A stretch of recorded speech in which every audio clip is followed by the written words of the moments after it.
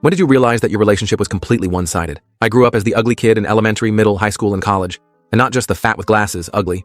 I mean the extreme overbite, wrinkles, teeth missing, raccoon eye bags, obese type of ugly. And it's for this reason that I had my first kiss at 30 years old. It was with Lucia, the love of my life. When I first caught her looking at me, I could have sworn it was because there was something on my face, because she was beautiful in every way. But mostly, she treated me like I was normal, and that was everything. And she told me I was her first time for everything too. It really felt like we were a match made in heaven. So I insisted on paying for the wedding, and even told her she could cut her hours down by half at work, because I would send money to make up for it. And of course, she was all for it, because all her friends and family loved me too. So one night, we were at her place with her friend Naomi just hanging out. I had made us all Aperol spritzes, her favorite, so it's safe to say they were buzzed. Meanwhile, I stayed sober to make sure I could take care of her if anything happened. We were all on the topic of godparents, and Naomi promised that when we had a child, she'd do anything for it.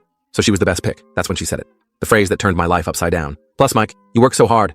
You need to have a parental safety net. Nausea crept in before I could stop it, because my name isn't Mike. But then I smelled the alcohol on her breath and was reminded of how drunk she was. I was literally just about to make a joke about it, until she continued. Lucia told me you have a huge operation coming up. It must be so stressful being a surgeon. My eyebrows furrowed. I was a lawyer, not a surgeon. I looked at Lucia. She pulled her lips back to smile, but the rest of her face was completely still. Alarm bells were ringing in every organ of my body. There was a moment of silence, and that's when Naomi ran to the bathroom to throw up, except there were no vomiting sounds. It sounded like she was just scrolling on TikTok. I didn't want to assume the worst, so I gave my fiancée time to explain herself. Lucia, who is Mike? He's Naomi's boyfriend, she said with a sigh. Why does everything always have to be a fight between us? I couldn't even recall one fight we had, because I always let her have her way, which meant her response was defensive, which meant she was hiding something. I buried my face in my hands, not wanting to face the truth. You just don't trust me because you used to be ugly, and now you think the whole world is out to get you. I didn't show it, but that got to me.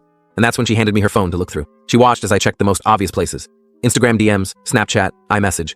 They were all clear, but that's when I saw it. An app that looked like it was a calculator. I clicked on it, and sure enough, there was another password barrier to get through. But this time, she didn't offer to unlock it. Instead, she started crying. But I didn't feel bad for her, because as I looked at her, all I saw was hundreds of dollars of makeup running down her face, a Cartier watch that sat on her wrist, a Tiffany diamond ring on her finger, all paid for by me. Disgust filled my body.